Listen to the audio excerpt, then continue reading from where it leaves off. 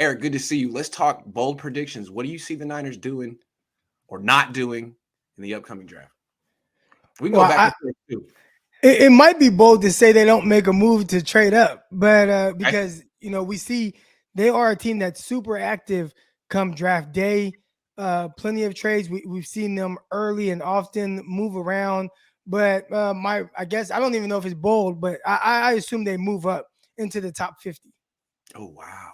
They move up into the top 50. Okay. I'm going to go the other direction. I think they move down and they try to get another draft pick because I think they were counting on having one more on day 2 from a Jimmy Garoppolo trade that never materialized.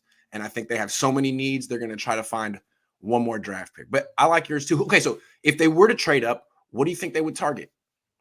That's I another think bold. you're thinking more offensive lineman, a guy. And again, McGlinchey, we see first you see the photo and he looks all skinny, and then you see him weigh in. Yeah. He's like, I'm not skinny, but I do think even before that, people are kind of hesitant to, at least fans, in how they viewed McGlinchey.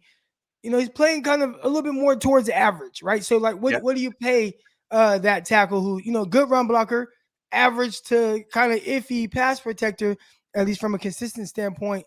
So do you start to kind of look for the long-term answer? And if so, maybe they trade up for a guy, Smith out of Tulsa, who can play guard, he can play tackle. He's a big tackle, Mhm. but he's a guy who can come in for the 49ers, play right guard, which I think they are going to try to address that position. And then eventually, when there is no more McGlinchey, he can slide out the tackle and it'll be a seamless transition. I like that. I got another bold prediction. I think the Niners are going to troll all of us with their offensive line and say that they like the guys they have. They took 2 guys last year. Justin School's coming back. Cole McKivitz, yada, yada, yada. I think the first offensive position they draft is going to be a running back. Running back. And it's like, maybe that sounds whack, but like if you end up with Nick Chubb or Jonathan Taylor, it's cool. And the running back is so important to this offense. And if the Niners do work it out with Deebo, and they do pay him, what, $50-60 million guaranteed, they probably should stop playing him at running back as much as they were doing it down the stretch. You know what I'm saying? So I think they might look at whatever his role in the running game was as a big man. I think they did it out of necessity, right? I mean, you had Elijah Mitchell, he was banged up. They clearly just didn't trust Trey Sermon. And you look at a guy like Deebo Samuel, and it's like, man, like He can do anytime it. he touches the ball, he's a threat to score. So, Yeah.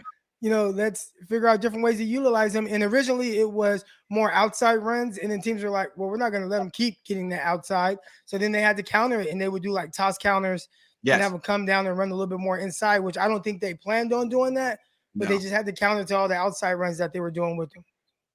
Okay. Either way, not ideal to have him in the No. backfield, running the rock as much as he did. I believe down the stretch and in the playoffs, he had like more carries than receptions. That's right. And so you saw the Niners are either brought in or have brought in or are going to bring in Brian Robinson from Alabama, their starting running back, for an official 30 visit. So he's supposed to be one of the top 5 running backs in the draft. I don't know if he's top 5 because he's not like quite as explosive, but as far as being like a good runner, I mean, I was surprised a little bit at the Senior Bowl, just seeing how much he had a little bit more bouncing and stuff, a little bit more shiftiness. But when you talk about like a one cut runner that's going to get downfield, I think maybe what people thought Sermon was going to be more of a hammer. Okay. Robinson is that. Like he is Okay. a hammer. That's for sure. It seems to me that you got Elijah Mitchell and Jeff Wilson Jr., who are both they're pretty good between the tackles. What you need is someone who can get outside like Deebo and Mostert. That's the way I look at it. Maybe the Niners look at it differently. Right. Well, I mean, maybe they view Elijah Mitchell as that guy, and I mean he's not the super explosive. Like I think when you watch a guy like Raheem Mostert, you get a little what's the word I'm looking for? Spoiled. Yes. Like get a little spoiled just seeing a guy that like, and you assume, or in Deebo, that guys that are that have that much acceleration and that much speed to pull away from guys. When realistically, more guys with just good speed run more like Elijah Mitchell.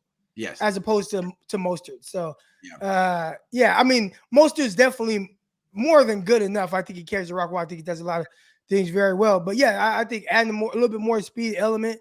Maybe the kid Pierre Strong out of North Dakota or South Dakota, excuse me. Yeah. That's a guy that, more of a burner.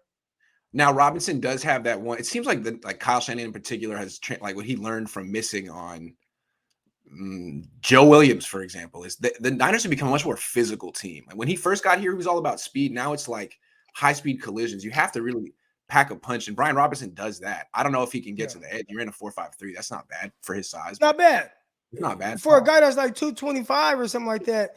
And then he's Mm, rocked up, and I saw him. I was kind of standing next to him at the Senior Bowl. Like he's rocked up. He's put together well. okay. So for him to be as big as he is, I mean, he ran fast. I mean, look at a guy like Jermichael Hasty. Yeah. He's much smaller than Robinson, but I believe Robinson had the faster 40 time at the combine. Yeah. All right. Well, look, we've just made it through 6 minutes of bold draft predictions and trade suggestions, and you haven't said anything about trading Deebo. That's a good sign. I mean, I feel like that's the deadline, right? Like if it doesn't happen by the draft, he's going to probably be on this team next year. So yeah, I'm not moving him without an opportunity to feel like I am not upgrade from him, but addressing the position the way I want to. So yeah, if he ain't traded by draft day or on draft day or whatever, I don't see it even being a possibility. It seems like if you could trade Deebo and replace him with someone in this draft, then the Jets wouldn't be interested in Deebo and they would just draft that player with the 4th pick, right? The whole reason the Jets are so desperate is because that player isn't in this draft.